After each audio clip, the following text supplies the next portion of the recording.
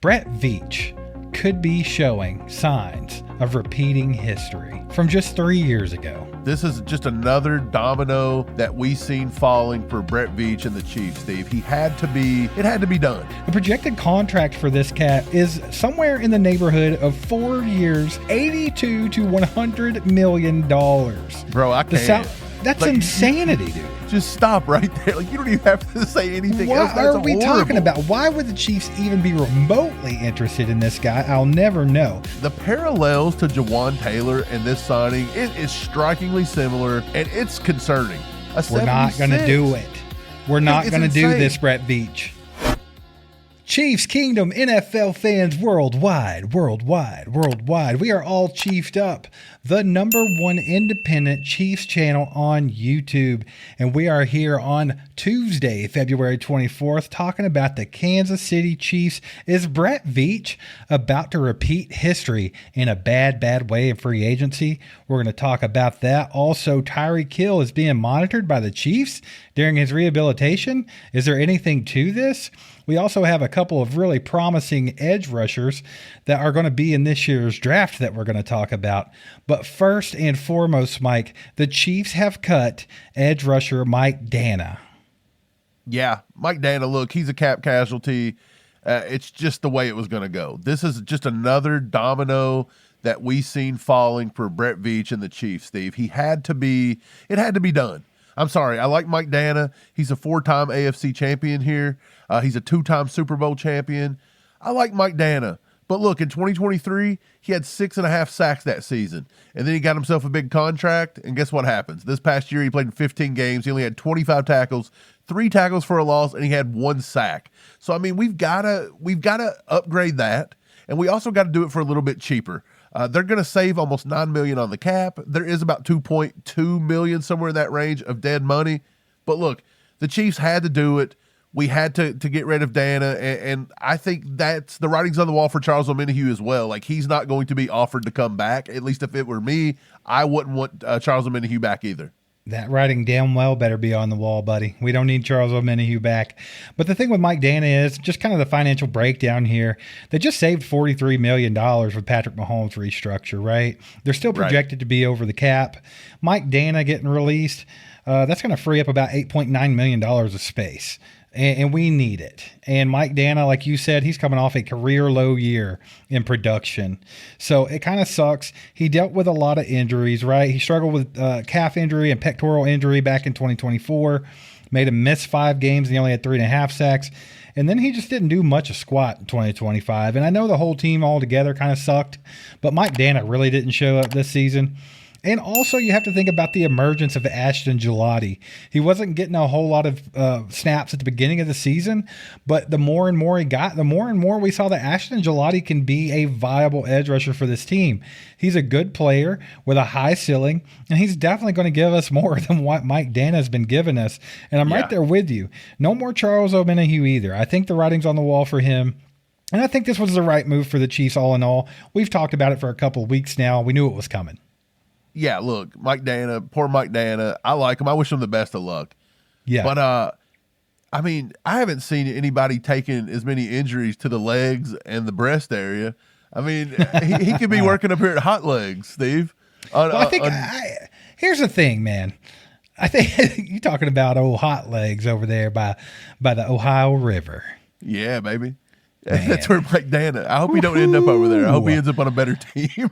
He's going to end up being a bouncer there, you know? I don't know. Please But don't. Either way, dude, I think that Mike Danna is just the first domino to fall as far as cuts go. I think we're getting ready to see Jawaan Taylor go. We're getting ready to see Drew Tranquil go. And there could be more, guys. There could be more. But we'll see. We'll see about it. I think it was the right move. And I think, like I said, I think it kind of comes with the emergence of Ashton Gillotte. And I think they'll be looking at edge rusher in the draft, which there's a couple of really good prospects we're going to be talking about here in just a little bit. So stick around for that. You guys get in the comments. Let us know how you feel about the Chiefs cutting Mike Danna. And if you actually don't like that for some reason, let us know why. Mike, let's go ahead and move this thing forward just a little bit. Brett Veach could be showing signs of repeating history from just 3 years ago. 3 years ago, he overpaid the living hell out of a tackle named Jawaan Taylor with hopes that he was going to come in and be the starting left tackle, the franchise left tackle of this team. But nay, Mike. He ended up just getting paid a guaranteed $60 million, an $80 million contract over 4 years, and he was nothing but our right tackle who couldn't stop getting penalized. Yeah, horrible. Look, we said it was horrible. I don't want to rehash that again. Like, we knew it was going to be bad. But I feel like he's about to do it again. At least that's what the rumors are. So I had this article from Newsweek. It was written by Jason Lockenfora. They are actually talking about the article he wrote. But it said Chiefs linked to projected $81 million replacement for Jawaan Taylor. Okay, they go on to say this. Jason Lockenfora of Sports Boom on Monday, February the 23rd, cited a current general manager who has linked the Chiefs to left tackle Rasheed Walker, currently of the Packers. Walker is going to hit free agency next month, March 11th. Here's what he says. I think Big Red wants this fixed, talking about the offensive line, before the draft if he can, said Lockenfora, citing the unnamed GM. He said Walker makes the most sense. He has the size. He's 6'6", and they want on the edge. Then he can go skill guys on day one and day two of the draft if he needs to. Keep in mind, he didn't say anything about defense. Okay, they just want skill guys. They need more speed and twitch at receiver. That's one. Tight end and running back. So sounds like to me, he's saying they're going to shore up the offensive line. Then they're going to go draft offensive targets and defense be damned. But we'll get to that in a minute. Steve, this seems like a huge blunder by Brett Veach that he is about to repeat the same thing he did with Jawaan Taylor just 3 years ago. And let me tell you why. Because Rasheed Walker, the left tackle, what do we need him for? We just drafted Josh Simmons, who, by the way, kicked ass in his rookie season. Okay? Yeah, I understand Jawaan Taylor might be going. But we also have Jalen Moore still on one more year of his contract who can play there just fine. We also have Asa Pohl, who showed up out of nowhere and proved that he can be a viable right tackle option for this team. Not to mention there are some really good prospects in the draft coming up that are going to be a hell of a lot cheaper than what they're projecting for Rasheed Walker, Mike. The projected contract for this cat is somewhere in the neighborhood of 4 years, $82 to $100 million. Bro, I can't. That's insanity, dude. Just stop right there. Like, you don't even have to say anything else. What are we talking about? Why would the Chiefs even be remotely interested in this guy? I'll never know. I understand shoring up the offensive line. I understand Patrick Mahomes went out with a season-ending injury. Right. I understand that Patrick Mahomes has had to lose Super Bowls because his offensive line couldn't block. I understand all of that. But they've been plugging away at it when you're already looking at, Jalen Moore potentially on the right side with Asa Pohl backing them up. Hopefully they let Wanya Morris walk, and hopefully they do add a good right tackle to the team, or at least a swing tackle. But you're looking at the rest of the offensive line. They heavily invested in Trey Smith, Creed Humphrey, and you got Josh Simmons, the first-round draft pick over the left side, and then you got Kingsley Suamataia, who slid inside the guard and actually played pretty damn good last year. So why you would completely overcorrect here and spend $82 to $100 million on a contract for a guy that's not even going to be your left tackle, because Josh Simmons is going to be your left tackle. I think it's absolutely absurd. I honestly don't think the Chiefs have anything to do with this. I think this is one of those things where it's like they're linked. Someone linked them to this. It was someone's bright idea, but it's a terrible idea, dude. I hope that there's nothing to this smoke here. I hope there's no fire. Dude, Lockenfora has got he's got contacts within the league, so you have to take what he says somewhat seriously. An unnamed GM, an actual GM in the NFL, has said that he thinks the Chiefs will go after Rasheed Walker. Now, look, if it's not Brett Veach, then you really can't trust the GM that is saying this. But here's what I'll say, man. This is the parallels to Jawaan Taylor and this signing, if they did make this signing to say 3 years ago, it is strikingly similar, and it's concerning. It's concerning across the board. Listen to this. In 2025, his overall grade was a 65. That's being generous. PFF, the 52nd ranked tackle out of 89 tackles. His pass blocking grade was a 70, which is barely above league average. That was 41st. His run blocking grade is atrocious, a 55.4, 71st in all of the NFL. He allowed 5 sacks in 2025. And get this, 9 penalties. He does the same thing Jawaan Taylor does when it comes to penalties. PFF ranked him the number 33 overall free agent. Like you said, a projected contract of 4 years, $84 million, somewhere in that ballpark. So if you look at that, we signed Jawaan Taylor in 2023, $20 million per. Rasheed Walker, the same player basically, $21 million. Jawaan Taylor actually had a better pass blocking grade this past year. We're not going to do it. We're not going to do this, Brett Veach. Yes, you go from the league leader in penalties to this guy who put in 9 penalties in 2025. It just doesn't look right. These are both pass block first guys. I get it. You want to keep Mahomes upright, but they commit a lot of penalties. They're just not disciplined, and they can't block for shit. So if your whole thing was that you wanted to go out and add to the backfield with a Breece Hall or a Travis Etienne, you're going to bring in a guy that can't block. You can't run block at all. It's way too much money. It's a giant waste of money. Dude, it's a giant waste of money. This makes no sense. I honestly think this is this lock and four guy being a complete slap. No, I don't think that there's any smoke. You think he's just making up the GM? Yeah, dude, I just can't see how the Chiefs would be a player with this cap. I mean, even if they wanted to get him, they're going to be in somewhat of a bidding war with some other teams. New England Patriots need a tackle. That's somebody that's competitive, obviously made it to the Super Bowl this year. The Cleveland Browns reportedly have interest in this cat as well. I just don't understand why you get in a bidding war over a guy that's not even really going to see the football field. And if he does, he's going to be your right tackle. That makes no sense to me. It's absolutely absurd, and I think it's a terrible idea. Here's some key dates to watch, though, guys. March 3rd. That's the deadline for the Packers to use the franchise tag on him. It's unlikely. It's very unlikely, but it would kill the rumor altogether, right? And then you got March 10th. That's when legal tampering starts. So you'll start hearing about some things here and there. And then March 11th, of course, free agency officially opens. So that's what we're going to have to see, man. We'll see what comes of it. I really don't think there's much to this. I want to know what you guys think. Get in the comments. Let us know if you think the Chiefs should be spending $80 to $100 million on a tackle, Rasheed Walker. I just don't see it, but you guys let me know if you think that's a good idea, and we'll talk about it. But, Mike, let's move this forward once again, buddy. There's a lot of hype about Tyreek Hill coming back to the Chiefs, the homecoming. Everyone's so horned up about it. That's all we've heard about over the last couple of weeks, right? But now Nate Taylor of ESPN has come out and said the Chiefs are actively monitoring the rehabilitation of Tyreek Hill, showing interest, that they want to know when he's ready to go, which makes everyone think they're going to try to go get him when he's available. And everyone is horned up. So let's talk about that for a minute, man.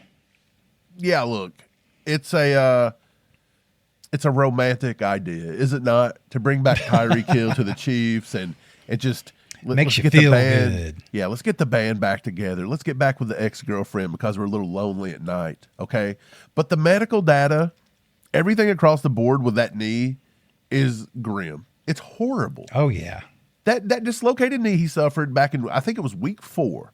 Yes. Major reconstruction of multiple ligaments. I think it was an ACL, MCL. He had a dislocation. I think he's still got to go get the LCL repaired. He's still got more surgeries ahead of him. He is not going to play in 2026. Look, there's doctors on Twitter. What is his name? David Chow or somebody like that, injury experts. They said that it was career threatening, that this injury could end his entire career. Now, Tyreek Hill's come out and said, no, look, I'm coming back. Mark it down. The cheat will be back, whatever.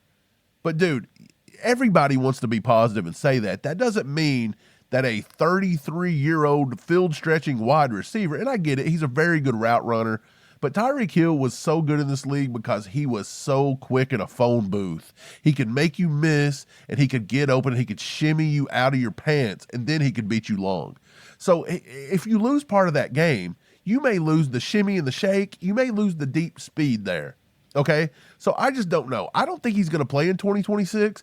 I don't think most experts believe he's going to play in 2026. So you're already looking that if you want to sign him right now, you're basically just saying, hey, we're going to pay you this year just to get you in 2027, maybe not even for the full year in 2027, because who knows when he could come back then. So I think it's crazy. Again, with these cap numbers, yes, we're going to be cap compliant by March 11th. That's not a problem. Yes, Veach can get to 30, 40, 50 million over the cap. But are you wasting it, 80 million on Rasheed Walker, then turn around and spending any cap money on a guy that's going to sit on the bench? It makes no sense to me. Like, I think that, yes, it's romantic. People are so passionate about this. Like, they're just passionate. But I'm passionate by saying, I think it's crazy and we should not be spending money on Tyreek Hill so he can stay home and play video games. There is nothing like the rush of game day, and that's why we've teamed up with DraftKings Sportsbook to help you get started. If you love the thrill of live betting, DraftKings has got you covered. You can bet live on star player props and in-progress games right as they happen. Right now, new customers can bet $5 and get $200 back in bonus bets if your bet wins. It's as simple as that. So just sign up using our promo code ACU. With DraftKings, the crown is yours.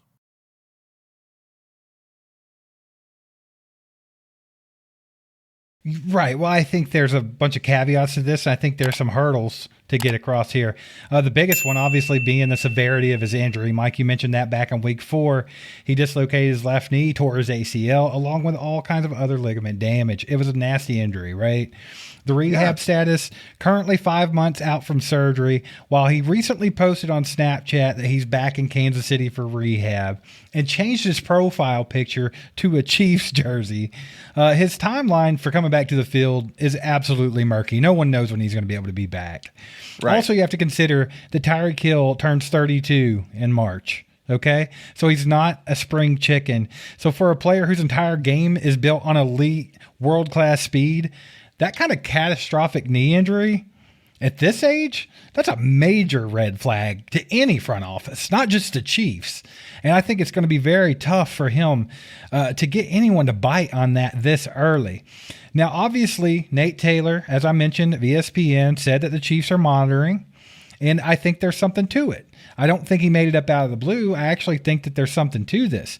Now, Andy Reid's stance during his presser the other day, Mike, he recently told the reporters there's nothing happening there right now. Okay, with the key words being right now. He emphasized that Hill isn't healthy enough to do anything. And yet the team is simply going to do their due diligence when it comes to Tyreek Hill or any available free agent. And that's how Andy Reid kind of framed that up, right? But a lot of people are thinking, are they going to give him the OBJ treatment? If you look back, and there's a lot of analysts talking about this right now too. If you look back at the Rams and the Ravens and the way they treated Odell Beckham Jr. during his ACL recoveries, they waited until later in the summer or even mid-season just to see if his explosion is still there. And if it is, they offered him a contract. Now, if that's what the Chiefs are trying to do here, give him the OBJ treatment, then I'm not completely opposed to that. Because I would say this, if Tyreek Hill does still have some explosion when he gets back healthy from this nasty injury, I think he's absolutely worth looking at, especially for the amount of money he's going to garner at that point. Tyreek Hill's days of big money are over after that injury. But they could be able to get him for something affordable. And if he's still got some explosion, we know he's got chemistry with Patrick Mahomes. You know he knows the offense in Kansas City. Andy Reid loves him. He loves Andy Reid. I think we could see him back in a Chiefs uniform. So I'm not saying that I think they should go out and sign him right now and waste money on a guy that's going to be playing PlayStation. But I think monitoring the situation is smart. I think they should be doing that. And I don't think they're the only team that's going to be doing that. Absolutely not. I think you do monitor it. That's completely fine. That's completely fine. But for me to basically pay him to rehab in 2026 so that way maybe he comes back at 33 years old and contributes, that is gambling. That's playing with fire. And tough, again, dude. It's not recommended with the way our cap looks right now. And you mentioned OBJ, man. With Baltimore, I want to say that was his second major knee injury, was it not? Yeah, he had one with the Raven, or not, I'm sorry, the Rams as well, yeah. Yeah, so that was his second major one. And look, I don't know if he ever got his burst back after the first one, and he definitely didn't look right once he got back to the Ravens. He never really had it. Like, he made some good catches here and there, but he just wasn't the same OBJ. So you gotta take it with a grain of salt and say, look, you may not be getting anywhere near close of what the Cheetah once was, but is 60-70% of the Cheetah good enough to bring them back and have a reunion? maybe so. If he wants to play ball and he wants to take a decent contract, then maybe so. There are actually analysts out there that said a 75% speed Tyreek Hill is better than the current depth on the Kansas City Chiefs wide receiver core. Well, yeah, there is no depth on our team right now. Right. So, I mean, that's pretty freaking wild. But then you also have to put in the factor that the people that are kind of pushing this along and getting it out there and getting the hype rolling are people that like to do just that. They like to start things. It's Tyreek Hill, guys. He loves internet drama. He loves pushing people's buttons. He loves doing that. So he knows what he's doing by saying he's rehabbing in Kansas City. He knows what he's doing by changing his profile picture to a Chiefs jersey. And then you got Chris Jones over here, who always tries to get his brothers back. He said that about Frank Clark. He said that about Mike Pennell. Now he's talking about Tyreek Hill. He even put up the social media post that had the "it's time" with the clock emoji, bro, right after Hill's release. So, I mean, that's the thing. And when you really look at it, let's talk about the reunion odds, okay? Let's talk about that for a second. So, what are the odds that this actually happens? I think that's what we really need to be looking at. Mike, what would you say the odds are altogether? Just give me are they good? Are they mid? Or is there zero chance? Just nothing crazy. Just let me know what you think right off the top of your head. I think, honestly, it's about a 25% chance. I won't put it at zero, but I think we have just as much of a chance of seeing Mike Danna go somewhere, get cut, and come back because he's good depth and knows the system back in 2026 as we see Tyreek Hill back in the Chiefs uniform in 2026. You have just as much chance to see Mike Danna back as Tyreek Hill in 2026. Damn, man. So you're saying no way, Jose. Not going to happen. I don't really see I think it. Here's the things you have to factor in. First of all, obviously the health thing. Recovering from the ACL and the dislocation, that makes him very high risk. He might miss the start of the season. That's no secret. The interest factor. I think it was confirmed by Nate Taylor and ESPN that there is some interest, so it's high. I think the interest is high from the Chiefs. He's going to miss the start of the season? He's going to miss the whole season. No. I'm just saying he's definitely not going to be there for the start of the season. You're probably not even going to see him back running till midway through the season. The flirtation is real. They're definitely putting this out into the ether. Okay, one way or another, and even from both sides, if you really want to look at it. So I think the interest is there. Money, the Chiefs are over the salary cap. So, I mean, if you're looking at it from that, the impact of that signing, pretty low. He would require a vet minimum style deal. That's pretty much what Tyreek Hill would be able to get. And is that fair with him coming off that injury? Absolutely. So, I mean, that's not out of the realm of possibility, even with Tyreek's ego. And then you got to think about the location. Hill's currently in Kansas City. Now, could that mean anything? Sure, it could, but it also could just be convenience for his medical checks. Maybe that's where his doctors are at. Maybe that's where he's rehabbing at. Maybe it has nothing to do with him wanting to be in Kansas City or coming back to Kansas City. So I don't know, man. I think it's going to be interesting. It's a good story to follow. I think it makes fans happy. Like you said, thinking about Tyreek Hill back in that red and gold with that number 10 becoming available again, right, as they let Pacheco walk. I mean, it's kind of poetic, and I think a lot of people, it makes them feel good, gives them the warm and fuzzies, but that's going to be a fun story to track for everybody. We'll keep you posted on any rumors or any inside information that we get on that as it comes. You guys get down in the comments. Let us know what you think. Would you like to have Tyreek Hill back?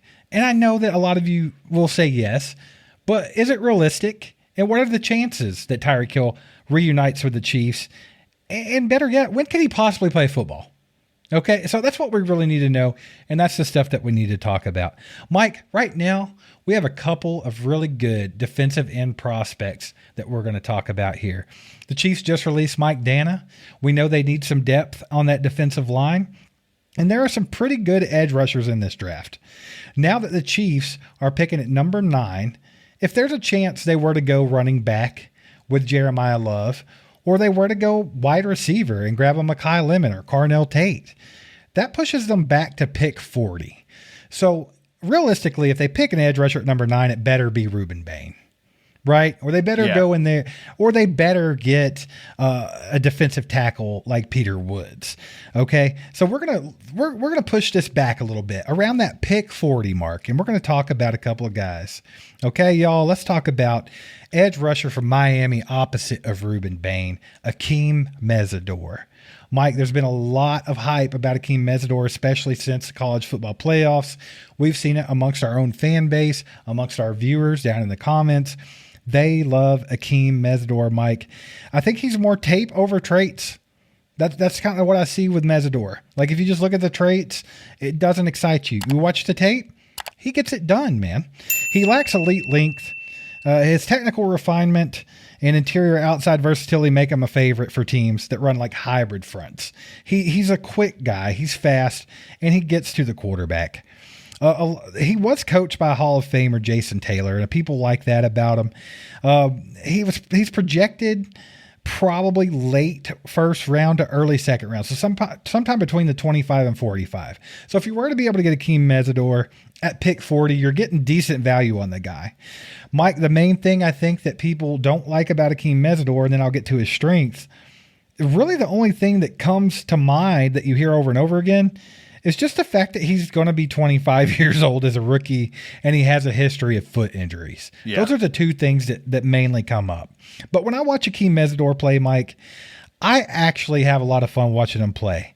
He had 63 total tackles in 2025, 17 and a half tackles for a loss, and 12 and a half sacks. That's a pretty damn good, bro. He recorded a 37.5 pass rush win rate in his final collegiate games. Absolutely astonishing. Now, a lot of people are contributing that to playing opposite of Ruben Bain, and I do think that helps. But you still can't take away what this guy did. He's got elite versatility. He can play that traditional defensive end because he has the thickness. It's 280 pounds. He can kick inside to the 3 tech on passing downs if you need him to. He's got good technique, exceptional hand fighting, deep toolbox of moves. He's got a good ghost move, a dip and rip, and a swim. I saw all of that on his tape. And he's got a very high motor, which is something the Chiefs have been valuing lately when you look at edge rushers like George Karlaftis and Ashton Gelati. So I think that he would be a decent fit for the Chiefs, especially after Mike Danna being out of the view, out of the picture. They like to be rotational on the edges sometimes. And I think he would be a good piece right there for Spagnuolo to kind of slide him inside to rush alongside Chris Jones or use him on the edge. He can also defend the run. So I think Akeem Mesidor is a very fine prospect. I'm thinking about that 40 mark would be pretty good value on him. I'm a fan.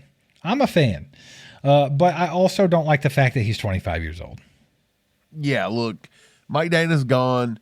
Mike Danna kind of come out of Michigan. He was just not really on the radar. Mesidor is way more known. He's got way more hype behind him. Oh yeah, obviously yeah. He's going to be picked a lot earlier than say like a Mike Danna. But honestly, I feel like some of the similarities are there between those two, almost as if he's always going to be the overshadowed one on the defensive line. That's the way he was with Bain.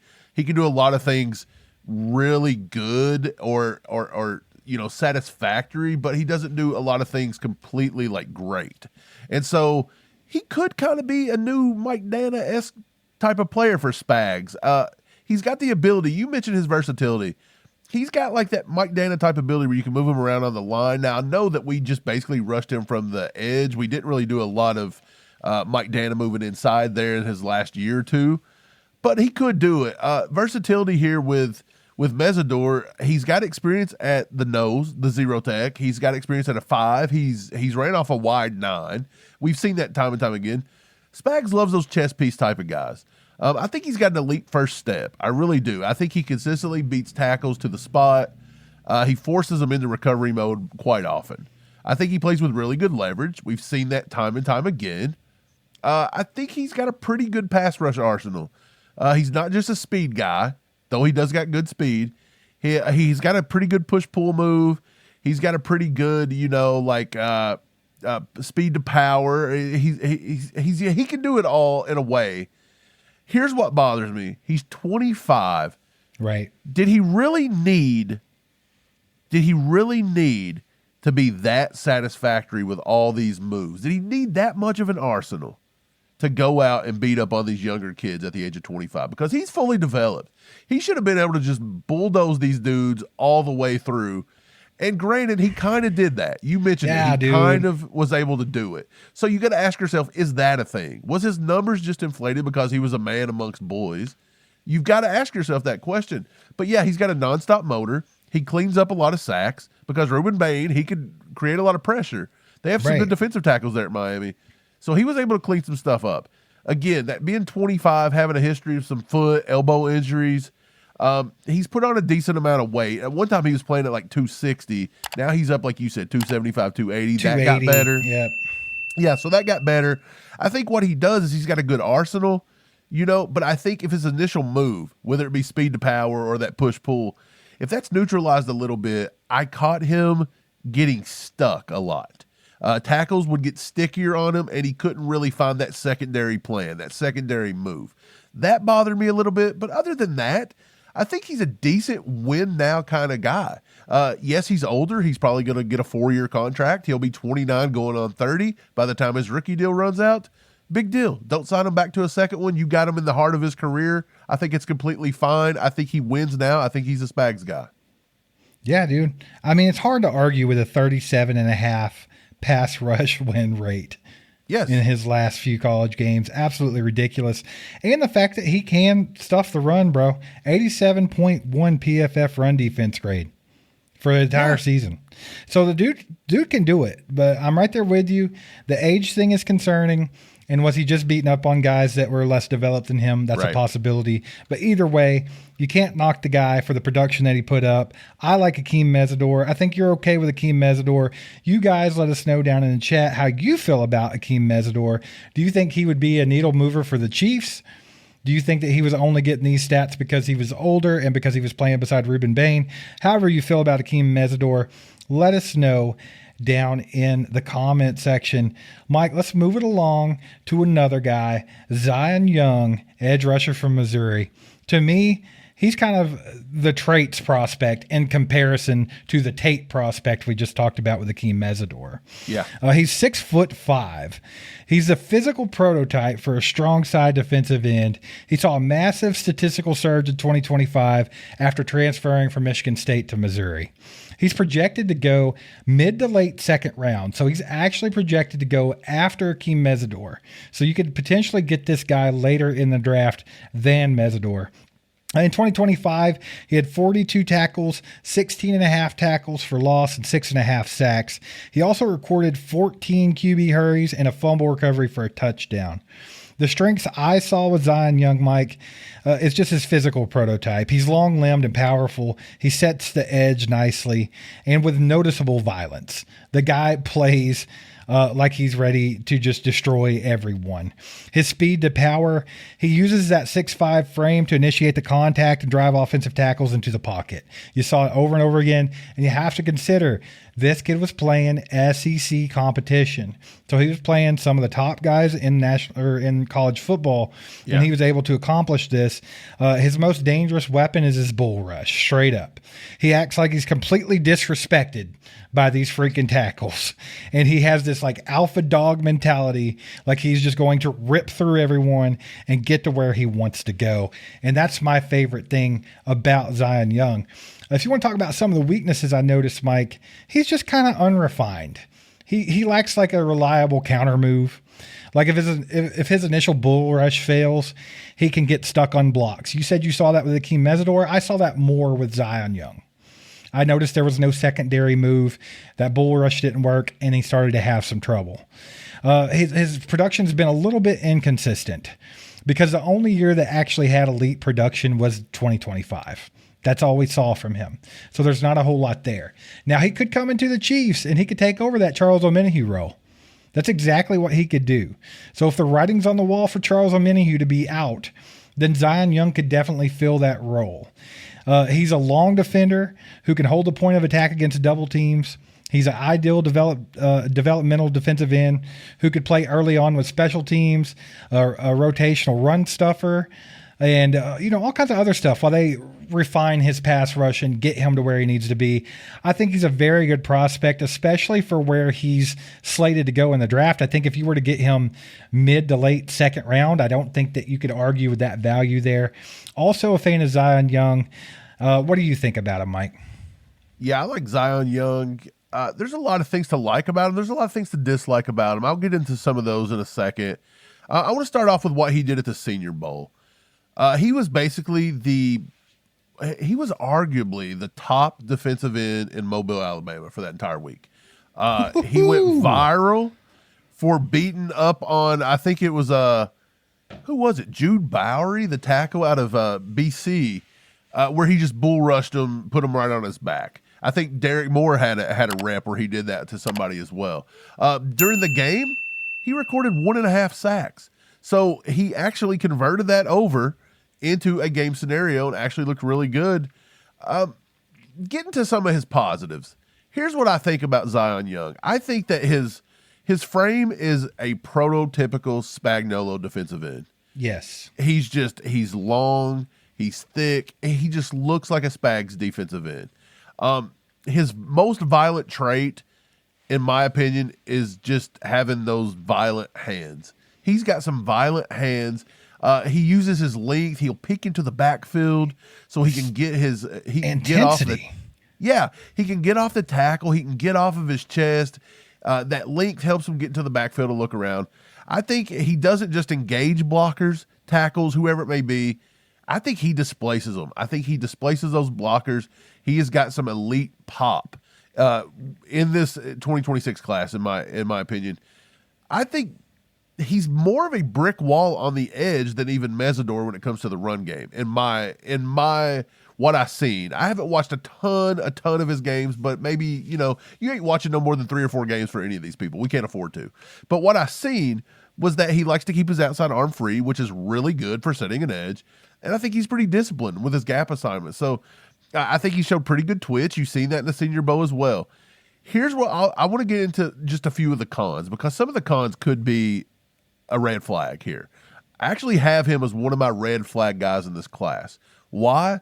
Because after he was invited to the Senior Bowl, after he finished the season, he got a DWI arrest. Okay? He got a DWI arrest.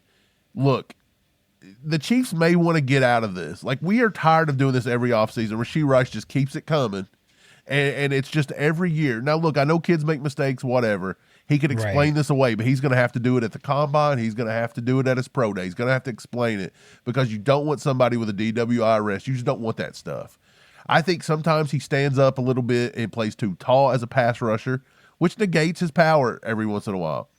I think he's a very good bull rusher, like you said, but I think he doesn't have refined spin moves. I didn't see a refined spin, or refined moves in general. I didn't see a refined spin move. I didn't see a refined rip. I don't think he had a very good ghost move. I just think there's going to be a really big learning curve when he gets on some of these bigger, more polished NFL tackles. And honestly, I think sometimes his get-off gets really slow because he's got some awkward mechanics. It just doesn't look right. So he does have the ability to play good. He could be a great defensive end. Like, I think he could be just as good as a George Karlaftis in this league. But I also think with some of his downfalls and some of the stuff you've seen, he just becomes this freak-looking athlete getting off the team bus. And then you're like, wait a second, is he going to be more Karlaftis, or is he going to be Tano Passignon? Remember him just getting off the bus looking like a monster? Look like Tarzan, play like Jane. That's the way it is. So, I mean, look, you've got 2 ways this could go. You got to take a shot, and that's the NFL draft in a nutshell, to be honest. I would lean towards Zion Young would be a decent pick. Is 40 too high? Possibly, but you're not probably going to get him in the 70s. Yeah, I would agree. So just kind of looking at these 2 guys, I compared them to Chiefs players just to kind of give you an idea. Like I was saying, like Meador could kind of be a Mike Danna plus, right? Right. And I said that Zion Young is pretty much what Charles Omenihu was supposed to offer the Chiefs. Okay, so you could kind of see that. But if I were to give them some other comps, dude, I think that Keem Meador reminds me of Cam Jordan a little bit. He wins with his heavy hands, a refined technique, and his ability to slide inside to rush against the guards.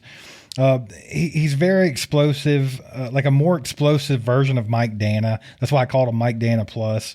High effort motor, inside out versatility, that kind of stuff. So that's kind of what you get with Keem Meador. Zion Young, Mike, obviously I said like Charles Omenihu, but I can't really find a good comp for Zion Young or one that makes sense. But I will say this. I would compare him, and don't take this the wrong way, because I'm not putting him in this guy's category at all. But in a way, his bully play style kind of reminds me of Trey Hendrickson a bit, where he just he doesn't have the get off speed of Trey Hendrickson. He's not going to be elite like Trey Hendrickson. Right. That's not what I'm trying to say. But just that straightforward intensity, violence, right. just the bully play style reminds me a bit of Trey Hendrickson. And that's kind of exciting. That's not a bad thing. But like you said, there are some red flags with Zion Young. So, I mean, that's kind of where I'm at. Did you have any pro comps or anything like that? Or I did. For Meador, there was a couple guys for Meador. One guy that I thought that he kind of reminded me of, and one of the reasons when I was watching tape, and you're going to know why I'm going to say this because we're UK fans, I seen a little bit of like Josh Paschal in him, right? Yeah. Like just the way Paschal is high motor. He's pretty smart, okay? I think at 25 years old, Meador plays smart. He's got a high motor. He's got really good high-end potential. Maybe kind of like a Shaq Barrett or somebody like that. Maybe like a John Franklin Myers. You see that because they're so big and strong and everything they do. So, you know, you got the motor, you got the ability, you got all these moves. I see things like that, you know. A big defensive end, you see it. Maybe plays better against the run than the pass in some cases, but he does offer a lot of pass rush flexibility. So I see that a little bit. I'm with you. Zion Young was a weird one to kind of nail down for me. I wanted to say like Carlos Dunlap because of the size and stuff, but the play style doesn't remind me all that much of each other. Right. That's kind of why I leaned towards the Trey Hendrickson thing, but it was only because of the bullying. That's right. It. So for that exact reason, I'm going to give you a guy that played for the Chiefs and isn't Carlos Dunlap. I seen a little bit of Emmanuel Ogbah. Do you remember him? Yeah. Like he was kind of dominant with his power. He kind of had a pretty high motor. That's what they liked about him. He had pretty good size. I mean, I think Meador at 275 to 280 is going to be pretty imposing. He's 6'4", 6'5". I think he can. I think. We're not talking about Meador. I'm talking about Zion Young. So yeah, Zion Young. He's got that six. I think he's 6'2", 6'3", but he's right there around 260, 270. I think he's going to be able to. It's the get off of Young and his violent hands that gives me the Ogbah thing, because he gets after the quarterback. Like you've seen it in the Senior Bowl. He wants to just go after and just dominate the quarterback. And I seen that. And you showed him a little short there, buddy. He's 6'5". Oh, is he 6'5"? Okay, so I was right on the 6'5" thing. That's why I kind of, like I said, like his physique reminds me of Carlos Dunlap. Right. So So I don't know how big Ogbah is. I should have looked that up. Let me look up Ogbah. How big is Emmanuel Ogbah? I have no idea. I'm going to go to his draft combine profile because that's who I seen. And I was thinking the whole time, wait, 6'2", 6'3"? Ogbah was 6'4", 273. Yeah, that's fair. Almost spot on. That's fair. So, dude, that's what I seen. And that, you know, sometimes I'll just trust my eyes more than I'll trust anything else. And I seen a little Ogbah, and then with Meador, I seen a little Josh Paschal. I like it, man. You guys get down in the comments and let us know how you would feel if the Kansas City Chiefs were to draft Akeem Meador or Zion Young with their number 40 pick in the 2026 NFL Draft. Also, which one would you rather have and why? Let us know. Let's have a discussion down in the comments. If you guys are listening on Spotify or Apple Podcasts, do your boys a solid. Give us a 5-star review. Leave some kind words so people know where to find some good Chiefs content. If you're watching right here on YouTube, hit that like button. Subscribe to the channel if you haven't. We're trying to get to 100K subscribers. We're only about halfway there. We need your help. So hit that subscribe button if you haven't. Also share us out with your friends, family, any Chiefs fans, any NFL fans that you know, and that would be freaking awesome. You can become a member of the channel on YouTube as well at join.allchiefedup.com. It's just $4.99 a month, and you get all kinds of cool stuff. You get members-only live streams where we give away signed player memorabilia. We give away our merchandise and all kinds of other stuff. So definitely, if you'd like to support the channel, go to join.allchiefedup.com. You can also go to merch.allchiefedup.com and buy yourself something snazzy like this hat I'm rocking right here. There's also some t-shirts, hoodies, and other things, and all that goes towards helping the channel grow. We appreciate you guys.